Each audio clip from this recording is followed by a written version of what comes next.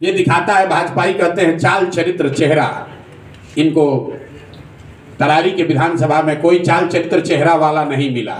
ये कहते हैं परिवारवाद की बात। कौन चुनाव लड़ रहा है भाजपा से? नाम बताइए। कोई मिस्टर विशाल हैं। कौन है विशाल? किसी बाहुबली के लड़के हैं। कहानी खत्म। चाल चरित्र चेहरा परिवारवाद पर सारे दावे का मतलब युवा ही है। महिलाओं का उम्र पूछना तो ठीक बात नहीं है, लेकिन युवा में ही इनकी गिनती होगी।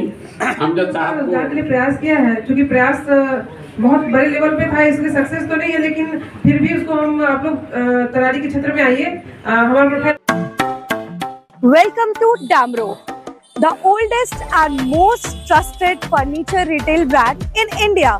मैं आ चुकी हूँ डैमरो एंड पेस्ट्रा के एक्सक्लूसिव स्टोर रूम आरा में, तो जल्द ही विजिट कीजिए डैमरो एंड पेस्ट्रा के एक्सक्लूसिव शोरूम आरा के चंदवा मोड़ में। उनका बेटा टिकट बीजेपी के टिकट से चुनाव लड़ रहे हैं, दूसरी तरफ वाले के 2 बार के लास्ट विधायक रहे हैं। कितना टफ रहेगा जन सुराज के लिए? भाई देखिए, टफ ये नहीं है कि कौन चुनाव लड़ रहा है। टफ ये है कि बिहार की गरीब जनता, बिहार की जनता को गरीबी से कैसे निकाला जाए, बिहार की राजनीति को सही रास्ते पर कैसे लाया जाए, इसको बालू और बाहुबली और बालूबलियों से कैसे छुड़ाया जाए, शराब माफिया से कैसे निकाला जाए। टफ ये है कि समाज के अच्छे लोगों को समझाकर बुझाकर प्रेरित करके कैसे राजनीति में वापस।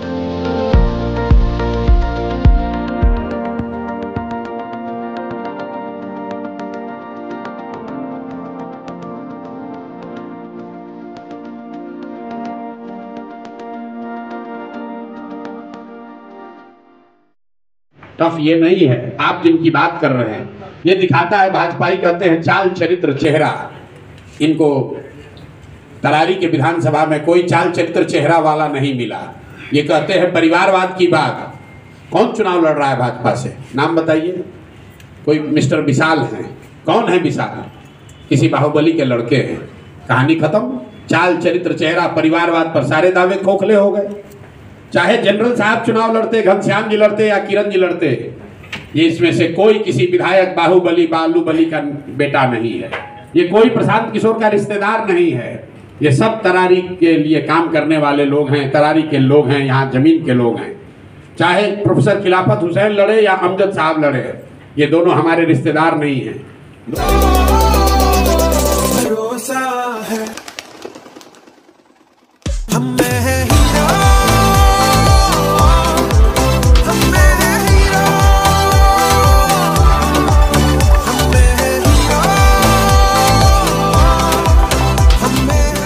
परिवार में कोई विधायक नहीं है। ये अपने दम पर वहां की जनता के बीच में इन लोगों ने पहचान बनाई है। यही फर्क है भाजपा में, जदयू राजद में और प्रशांत किशोर जनसुराज में। उनके यहाँ पहले से पता है कौन लड़ रहा है। राजद को देखिए, रामगढ़ से कौन चुनाव लड़ रहा है? जगदानंद के लड़के लड़ रहे हैं। यहाँ से कौन चुनाव लड़ रहा है? यहाँ से तो राजद लड़ नहीं रहा है। बेलागंज से कौन लड़ रहा है? सुरेंद्र यादव के लड़के लड़ रहे हैं।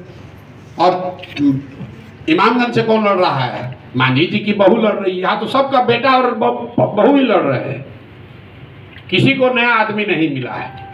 जनसुराज ने जो वादा किया है कि हम आपके क्षेत्र के किसी न किसी काबिल व्यक्ति को चुनाव लड़ाएंगे, उसके पास पैसा कितना है, उसके पास बाहुबल कितना है, उसके पास संगठन कितना है, उसकी जाति की संख्या कितनी है, इसका कोई महत्व नहीं है। जो चारों उम्मीदवार जनसुराज के फाइनली तय कर दिए गए हैं, तरारी से किरण सिंह, बेलागंज से अमजद साहब, इमामगंज से जितेंद्र पासवान और रामगढ़ से सुशील कुशवाहा, ये चारों नाम आप मुझे बता दीजिए। इसमें किसी के पिताजी अगर विधायक हो, कोई राजनीतिक परिवार से हो, इन चारों पर किसी तरह का इनके चरित्र पर आरोप हो, कोई इसमें बाहुबली हो, शराब माफिया हो, कोई बालू का काम करता हो, ठेकेदार हो, बदमाश हो, तो आप जरूर हमारी गर्दन पकड़िए। और अगर मान लीजिए कभी गलती से घोषणा हो भी जाएगी, तो हम लोग कैमरे पर आकर माफी मांगकर उसको वापस लेने में भी हिचकेंगे नहीं। इसमें कहीं कोई दिक्कत नहीं है। गलती हो जाए उसको सच्चाई स्वीकार करेंगे, माफी मांग लेंगे, भैया गलती हो गई, ये दूसरा नाम ले लो। गलती हो सकती है, लेकिन गलती को न मानना वो ठीक नहीं है।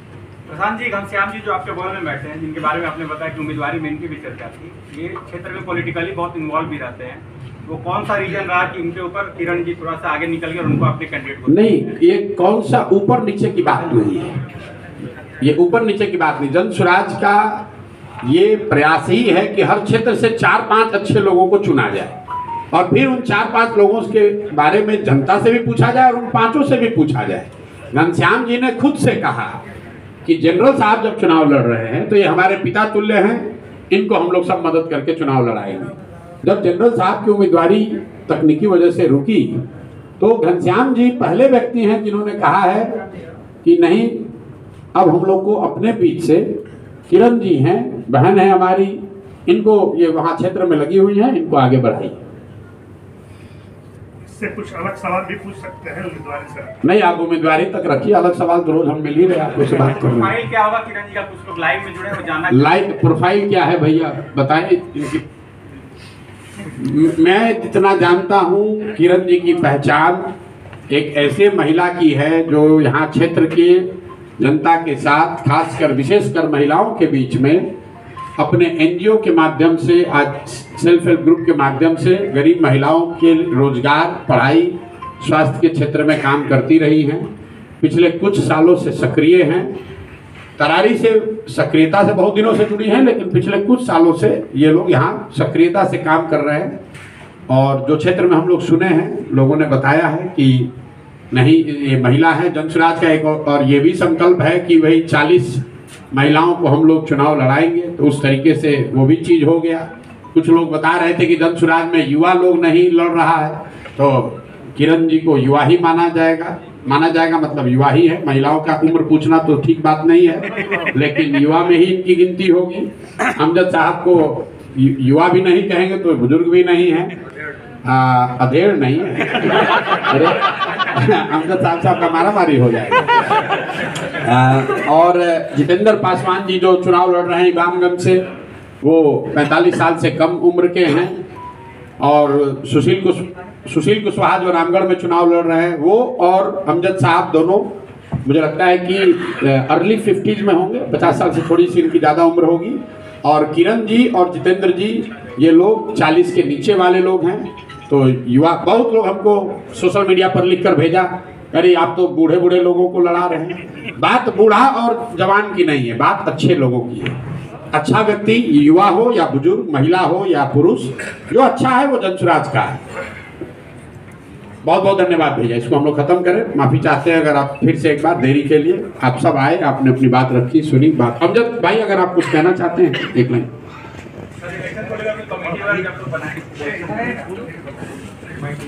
मेरा नाम मोहम्मद अमजद है और बेलागंज से जो है आपके 2005 में पहला चुनाव लड़े थे, फिर 10 में आपके जदयू से लड़े, जो आपके मात्र लगता है 4100 वोट से हारे थे। और उस समय से अभी तक हम संघर्ष करते रहे हैं। अभी इस चुनाव में जो है आपके चुनाव लड़ने का मन नहीं था, 3 चुनाव हम हार चुके थे। पूरे आपके परिवार का जिम्मेवारी रहता है और एक साधारण परिवार से हम हैं। मेरे वालिद जो है आपके एक किसान हैं, मात्र 10 बीघा ज़मीन मेरे वालिद के पास है और हम लोग 6 भाई। इसमें हम चुनाव लड़ना नहीं चाह रहे थे, लेकिन आपके प्रशांत जी को हमने बोला कि अगर लड़ाना है आपको तो हमारे गार्जियन स्वरूप आपके प्रोफेसर साहब, उनको लड़ाया जाए। तो इस पर सहमति बनी और हम लोग सब बेला गए, तमाम जनता के सामने हमने घोषणा की। हर दल से तो ये घूम कर नहीं आ रहे हैं। पिछले 10 साल से ये जदयू में रहे हैं, 2 बार चुनाव लड़े हैं और जो 2 बार चुनाव हारे हैं वो 2000-3000 वोट से हारे। बेला में इनकी छवि ये है कि एक जमीन का लड़का है। बेला जो कंस्टिट्यूंसी है उसकी प्रोफाइल को जानिए, वहाँ 30 बरस से करीब एक व्यक्ति का 35 साल से एक व्यक्ति का ही वहाँ राज है और हर तरह के बाहुबल, धन बल, सब तरह का प्रयोग होता है। लोग बताते हैं कि बेलागंज में चुनाव जीतना है तो कम से कम 10-20 करोड़ रुपया आपको खर्च करना पड़ेगा। उस परिस्थिति में एक साधारण किसान परिवार का लड़का समाज के लिए लड़ रहा है, 1-2 बार हारे हैं।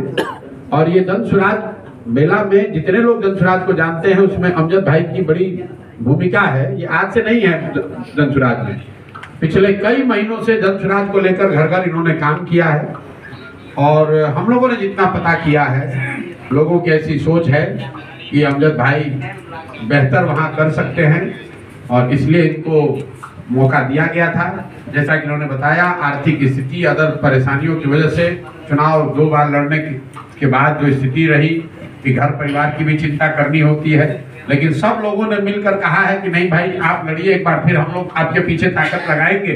तो ये तैयार हुए हैं और इसके लिए मैं इनका शुक्रगुजार हूँ।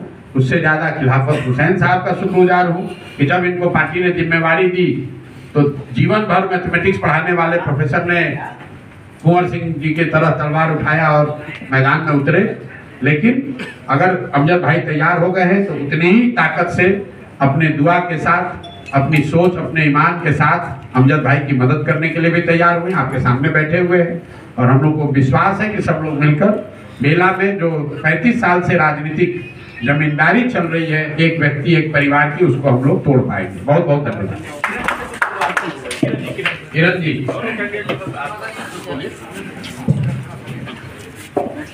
मेरा नाम किरण सिंह है, बिशुनपुरा गांव में तरारी क्षेत्र से आती हूँ। मैंने वहाँ पे बच्चों को एक ग्रुप बना करके वहाँ के क्षेत्रों में मैंने उनके कंपटीशन में जैसे वो तैयारी करते हैं तो उन्हें बुक प्रोवाइड करना या फिर कुछ और भी कोई स्टेट अगर उनको चाहिए होता है तो हम उनको प्रोवाइड कराते हैं। और खास करके महिलाओं के लिए 5-6 साल से हमने उनका रोजगार के लिए प्रयास किया है। क्योंकि प्रयास बहुत बड़े लेवल पे था, इसलिए सक्सेस तो नहीं है, लेकिन फिर भी उसको हम आप लोग तरारी के क्षेत्र में आइए, हमारा प्रोफाइल वहीं पता चलेगा। आपको हमारा प्रोफाइल हम अच्छे से नहीं बता सकते हैं। दूसरी बात ये है कि जो जनसुराज परिवार जितने भी लोग हैं हमारे, उन्होंने हमें चुनाव बताया कि हाँ ठीक है आप लोग आइए, और जनता ने हमें भेजा है। बस एक चीज़ बता सकते हैं अपने बारे में, फिर से हम आपको बोलते हैं कि तरारी के क्षेत्र में आप लोग आइए, प्रोफाइल हमारी जनता बताएगी आपको। 2 बड़े-बड़े कैंडिडेट आपके सामने हैं, आप कैसे लड़ाई को लड़ पाएंगे? कहाँ पाते हैं चुनाव कैसे लड़ पाएंगे? चुनाव में कैसे जाएंगी आप? 2 बड़े प्रत्याशी है वहाँ जी। एनडीए गठबंधन के। नहीं, मैं एक बात बताइए कि आपने कहा 2 बड़े प्रत्याशी चुनाव में सामने हैं। विशाल जो भाजपा के उम्मीदवार हैं, आप उनका जरा प्रोफाइल बता दीजिए, क्या प्रोफाइल है? किसी के लड़के हैं, ये छोड़कर क्या प्रोफाइल है? कितना पढ़े हैं आप? जितने पत्रकार ने बताइए कि विशाल जी जो भी हैं वो कितना पढ़े हैं, उन्होंने क्षेत्र की जनता के लिए क्या किया है, कितने गांव कितने घर में उन्होंने एक बार अपना दर्शन भी दिया है। भाई सुरेंद्र जी के लड़के लड़ रहे हैं बेलागंज में, क्या प्रोफाइल है उनका? दिल्ली में रहते हैं। तो भाई जब नेता का लड़का ही नेता बनेगा तो समाज परिवार के लड़के कहाँ जाएंगे? ये आप लोग पत्रकार हैं, आप बिहार के नागरिक भी हैं, आपको चिंता करने की जरूरत है।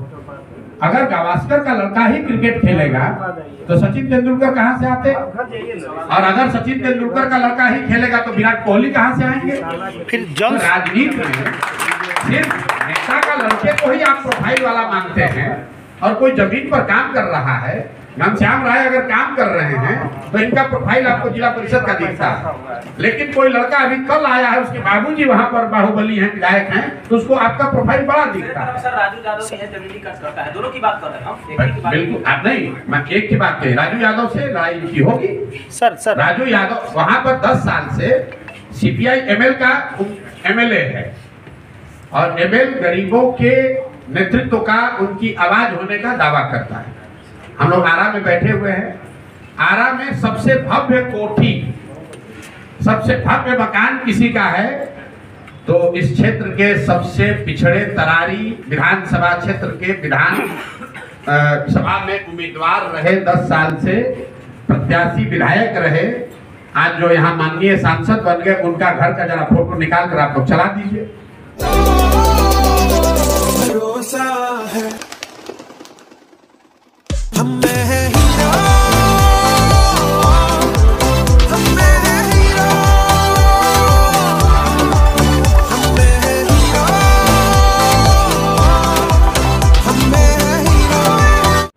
तो तरारी में जो गरीब जनता है, जिसको आप लोग कहते हैं एमएल का काडर है, वो 10-10 रुपया अपने बच्चों का पेट काट के एमएल जैसे दल को चलाने के लिए विचारधारा के नाम पर देता है।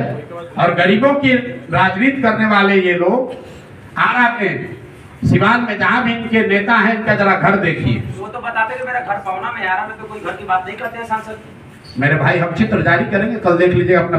अभी आरा का आपका फोटो जारी कर रहे हैं कि उनका घर कितना बड़ा है कि नहीं, आप देख लीजिए। सांसद महोदय की बात कर रहे हैं, सुदामा प्रसाद जी की। जी। एमएल के नेता कौन है?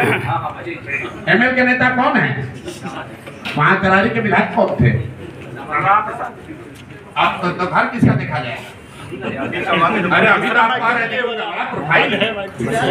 नहीं, अगर प्रोफाइल होने का मतलब ये है कि आपका घर कितना बड़ा है तो उनका बड़ा प्रोफाइल है। अगर प्रोफाइल होने का मतलब है कि आपके बाबूजी कितने बड़े नेता हैं तो उनका बड़ा प्रोफाइल है। हमारे बाबूजी तो नहीं मुख्यमंत्री हैं। किरण जी के बाबूजी विधायक बाहुबली नहीं है। कैसे बदलेगा सर? महागठबंधन का प्रत्याशी है, उनका प्रोफाइल देखा जाए वो बेहतर है। बिल्कुल। और यहाँ से ऐसा से लेकर के जमीनी स्तर पर काम नहीं। बिल्कुल ठीक बात है, जमीन पर उन्होंने भी काम किया है, लेकिन 10 साल से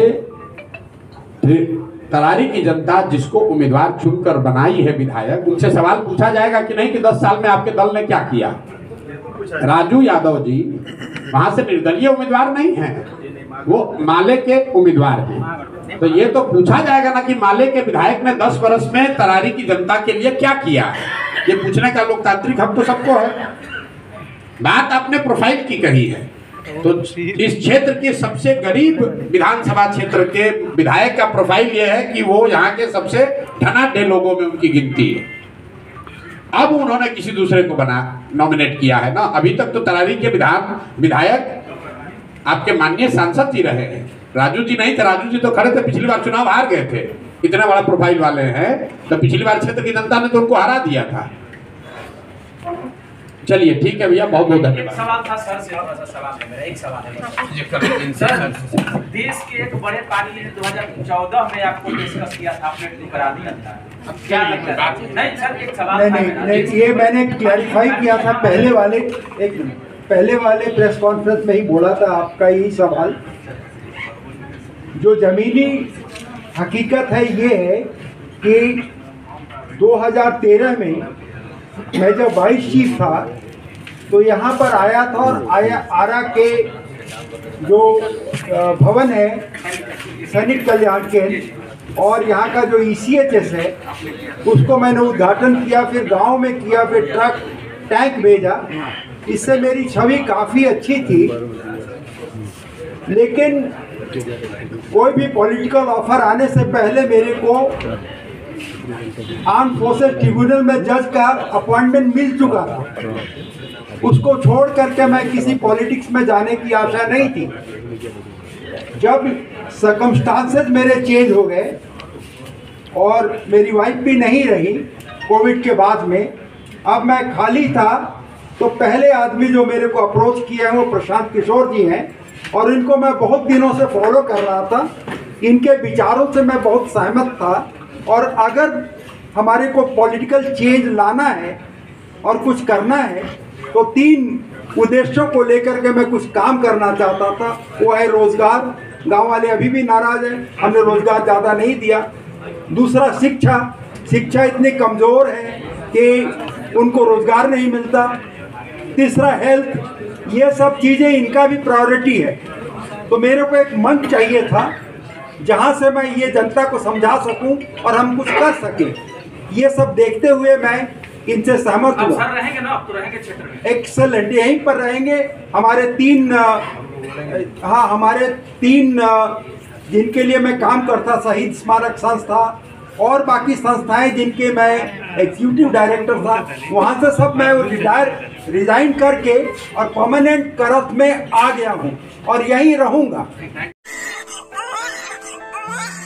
Divya Vatsalya Mamta fertility centre private limited, more than 65,000 IVF successful cases. माता पिता बनने की ओर अपना पहला कदम बढ़ाएं, IVF अपनाएं। कई राष्ट्रीय एवं अंतर्राष्ट्रीय अवार्ड से सम्मानित डॉक्टर रश्मि प्रसाद, विश्व स्तरीय तकनीक, ICSI, IVF, IUI, blastocyst transfer की समुचित व्यवस्था। 234, 235 लड्डू गोपाल मिष्ठान भंडार के नजदीक, पाटलिपुत्रा कॉलोनी, पटना।